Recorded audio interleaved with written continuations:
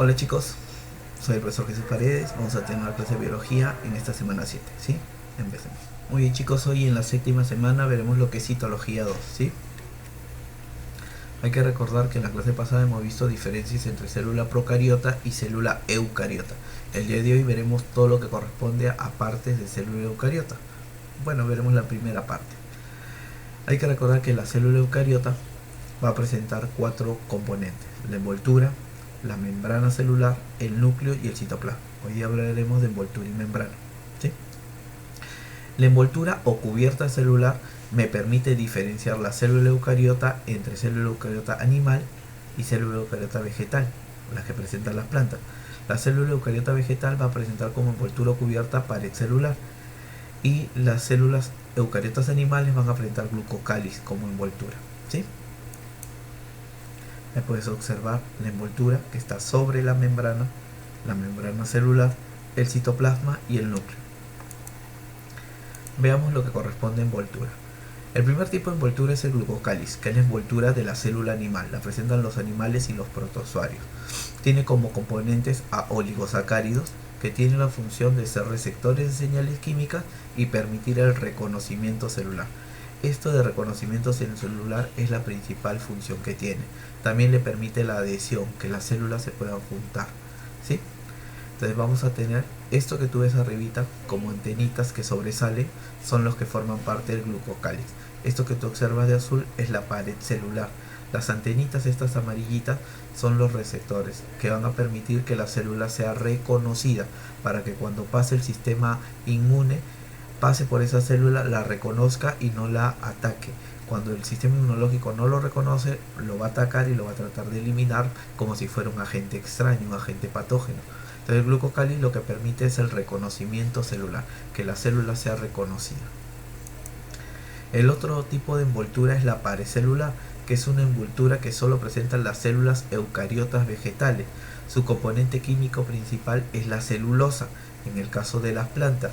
En el de los hongos es quitina, en el de las plantas y algas celulosa, y el de los hongos es quitina. Recordemos eso.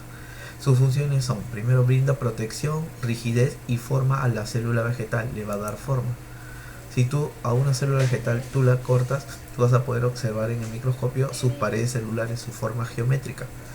Entre ellas va a haber una lámina media que las una, y luego va a haber unos vacíos, unos tubitos, que son los plasmodesmos. Como muestra acá la flechita, es la que permite la comunicación entre células vegetales. Ahora, la pared celular va a tener 3 capas. Una pared primaria que tiene hemicelulosa, una pared secundaria que tiene celulosa. En el caso de esta, de una hojita. Si fuera un árbol grande, tendría 3: pared primaria de hemicelulosa, pared secundaria de celulosa y pared terciaria de lignina, que es lo que forma la madera, ¿sí? Ahí se puede ver una macrofibrilla y una microfibrilla, ¿sí? Formado de celulosa.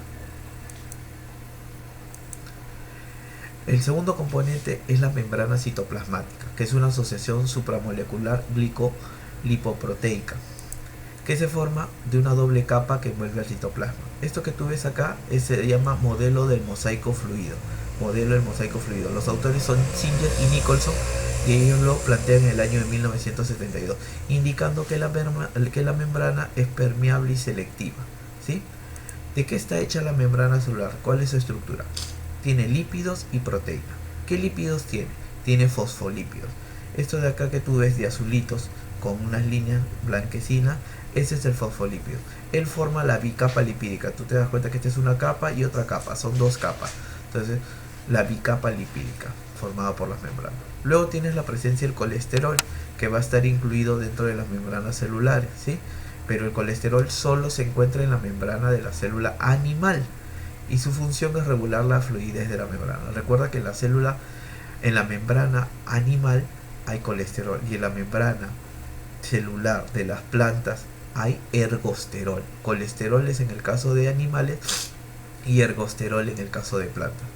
También vas a encontrar glicolípidos, que son los que se van a encontrar por encima de la membrana y forman parte del glucocáliz, ¿sí? Luego tienes a las proteínas, que hay de 2 tipos: las proteínas periféricas, que son las que se encuentran a los lados, a un lado, y luego tienes las proteínas integral, ¿Qué es una proteína integral? Es aquella que atraviesa las dos capas de la membrana celular. Atraviesa las dos capas. O sea, es una proteína transmembranal, ¿sí? Y las glucoproteínas por glúcidos y proteínas integrales, que también van a formar parte del glucocáliz, que ya hemos visto. Y va a haber glúcidos que también se encuentran en la monocapa externa, ¿sí? Unidos a lípidos, y van a formar también parte del glucocáliz. Entonces, como tú verás, cuando a ti te mencionen membrana citoplasmática, ¿qué me tengo que acordar? Me tengo que acordar que el modelo se llama modelo del mosaico fluido. Los autores son Singer y Nicholson. Y la membrana celular tiene lípidos y proteínas. ¿Qué lípidos? Fosfolípido y colesterol. Fosfolípido, que forma la bicapa lipídica. El colesterol en células animales, y en células vegetales será ergosterol. Y las proteínas que están a los bordes, proteínas periféricas, y las proteínas que atraviesan las dos capas se llama proteína integral de membrana. Proteína integral de membrana, ¿sí?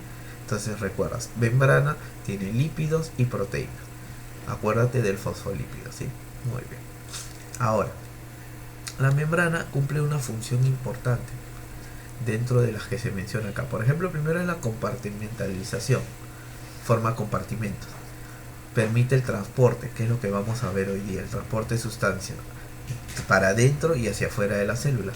Permite la comunicación intercelular. Permite también el reconocimiento celular en el caso de que estemos considerando que tiene el glucocálix. Y permite las uniones intercelulares que debido a la asociación con el glucocálix se van a poder realizar. Ahora, vamos a ver lo que es el intercambio de materiales o el transporte. Las células van a tomar sus nutrientes del medio que las rodea y eliminan los desechos y otros productos del metabolismo de la misma manera. O sea, a la célula, tiene que ingresar nutrientes y salir desechos. O también tendría que salir productos que se hacen de la célula para que vayan a otra célula. Entonces, eso se va a llamar intercambio de materiales o transporte, ¿sí? Ahora, la membrana va a determinar en gran medida qué sustancia entra o sale. Por eso que al comienzo dije que la membrana era permeable y selectiva. Esto se puede dar de dos formas. Con gasto de energía, que es con gasto de ATP, y se llamaría transporte activo, o sin gasto de energía o sin gasto de ATP, que se llamaría transporte pasivo. Entonces, lo que tú ves acá es la bicapa lipídica, es la membrana celular, el espacio extracelular que está por fuera, y el citoplasma, que es el espacio intracelular. Si tú te das cuenta, hay mayor concentración de sustancias afuera que adentro. Hay mayor concentración de sustancias afuera que adentro.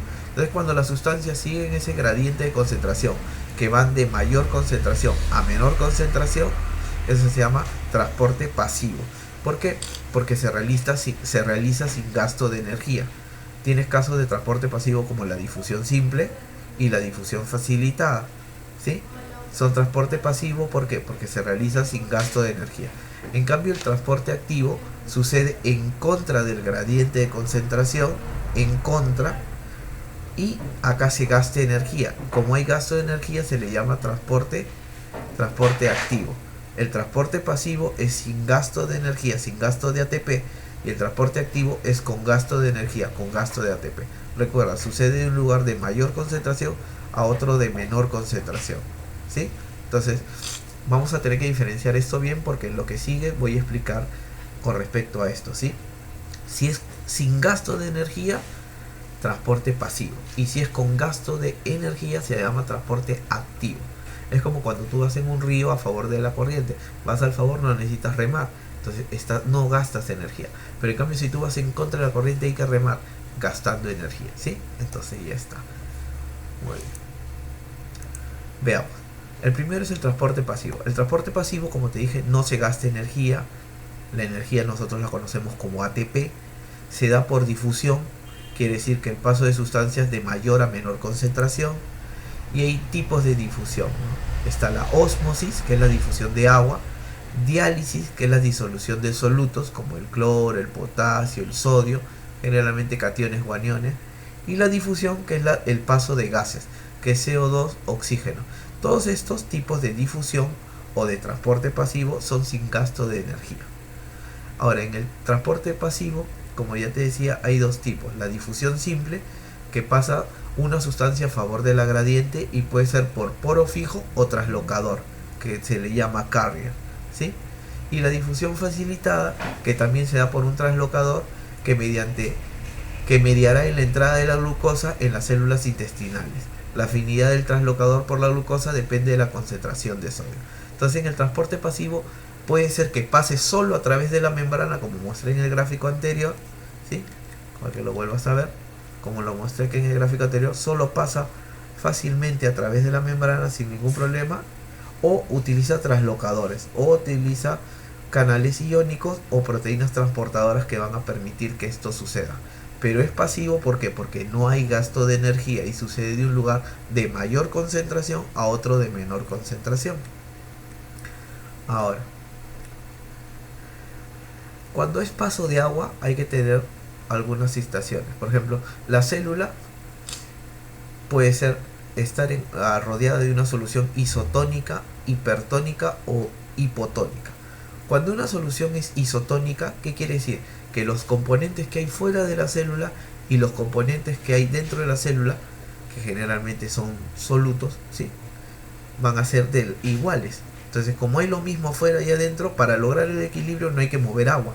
Entonces, se mantiene igual porque no hay ganancia ni pierde. En una solución isotónica no pasa eso. En una célula animal no hay ningún movimiento cuando la solución es isotónica. Cuando una célula vegetal tampoco hay movimiento.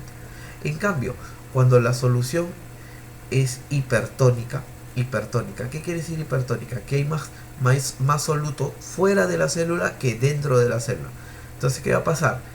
La célula, para equilibrar, va a perder agua y va a hacer que el agua salga. ¿Para qué? Para tratar de diluir y que haya el mismo equilibrio dentro de la célula como fuera de la célula. Entonces, como pierde agua en la célula animal, la célula se va a crenar. ¿Qué es crenar? Se va a adelgazar. Y en el caso de la célula vegetal se va a llamar plasmólisis. ¿Qué es esto? La célula vegetal tiene paredes celulares. Y estas paredes, como van a perder en qué se apoyaban, se van a caer. Y eso se llama plasmólisis. En cambio, si la solución es hipotónica, ¿qué quiere decir? Que hay menos concentración fuera de la célula y la concentración está dentro de la célula. Entonces, para mantener el equilibrio de la célula, ¿qué va a hacer? Va a hacer que entre agua al interior de la célula para que haya un equilibrio tanto dentro como por fuera. Quiere decir que el agua va a ir al lugar donde haya mayor concentración. En una solución hipertónica la concentración está hacia afuera, el agua sale. En una solución hipotónica la concentración está dentro de la célula, el agua ingresa. En una célula animal, como el agua ingresa, la célula se hincha y se llama célula turgente. Si la célula revienta, como sucede en los glóbulos rojos, se llama plasmólisis, ¿sí? Se llama plasmólisis, la ruptura. Si es otra célula y se rompe, se llama lisis nomás. Plasmólisis en el caso de los glóbulos rojos. Y en una célula vegetal que tiene pared celular, esto se llama turgencia nomás. ¿Por qué? Porque la célula se hincha, pero como hay pared, la pared contiene la hinchazón y no se va a reventar. Ahí te he puesto un GIF donde explica más o menos lo que sucede. Mira, en una solución hipotónica, donde el agua entra, mira lo que pasa con la célula. ¿Sí? Mira, tú te das cuenta que antes la concentración en la solución está dentro, ¿no? Entonces ahí va a suceder eso. El agua va a ir hacia el interior. Lo que tú ves esos de ahí, esas moléculas son moléculas de agua. Entonces, en una solución hipotónica, el agua ingresa al interior del glóbulo rojo y este se hincha. En una solución isotónica es igual. Entonces no sucede nada. Lo que se gana y que se pierde es igual. En cambio, en una solución hipertónica, la mayor concentración está afuera. Entonces, la célula, ¿qué hace? Saca agua y la célula se adelgaza, se crena, ¿sí? Entonces, esas son la forma en que transportas el agua. Solución hipotónica, el agua ingresa a la célula, se hincha. Si es solución isotónica, se mantiene igual. Y si es solución hipertónica, el agua sale de la célula y la célula se adelgaza. Ahora veamos lo que es transporte activo. El transporte activo se gasta energía en forma de ATP, se da en contra del gradiente de concentración y cuando la masa transporta al interior o exterior de la célula, también va a ser muy grande. A ver, vamos a tener tipos. Primero, el mediante bombas. Se transporta en contra de la gradiente de concentración, generalmente son iones, y el ejemplo más claro son la bomba de sodio-potasio, ¿sí? La bomba de sodio-potasio que tú ves acá. La bomba de sodio y potasio, la bomba de calcio también en los músculos y la bomba de yoduro en la glándula tiroides. Esto que va a permitir que haya un intercambio entre iones, que pueden ser cationes o pueden ser aniones, tanto en la parte externa como interna de la célula, pero sucede en contra del gradiente de concentración. En la bomba sodio-potasio, el sodio, lo que más hay es sodio adentro, ¿sí? El sodio va a salir, salen tres átomos de sodio e ingresan 2 de potasio, en contra del gradiente de concentración, ¿sí? En contra del gradiente de concentración.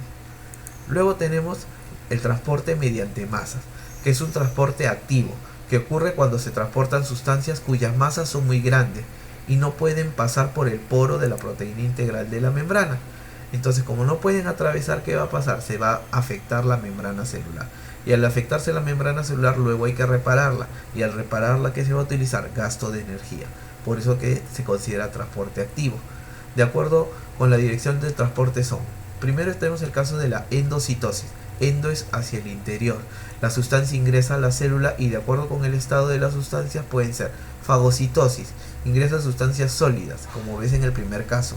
Sólidas, ¿sí? Como el polvo, las bacterias. En el primer caso se está comiendo una bacteria. La membrana lo va a envolver, lo engloba y lo hace introducir al interior. Luego tienes el segundo caso, que es pinocitosis, que es el ingreso de líquidos. El ingreso de líquidos, ¿sí? En las bolitas en este caso serían líquidos, ¿sí? Ingresan sustancias líquidas como aceite, por ejemplo. Entonces ingresa, la membrana lo engloba y va al interior, ¿sí? Pinocitosis, ingreso de líquidos. Y después tenemos el caso de la exocitosis. La exocitosis va a ser la salida. Puede ser que se salgan sustancias que son favorables, que sean sustancias que tienen que ser liberados al flujo sanguíneo y llevados a otra parte del cuerpo, o también salgan desechos que tienen que ser eliminados simplemente. Entonces el transporte mediante masas ya son sustancias muy grandes que no pueden ser transportados por un poro o una proteína integral. Muy bien, el tema terminado. Espero que te haya gustado. Cuídate, bendiciones, un abrazo a la distancia y mantengamos el distanciamiento. Nos vemos.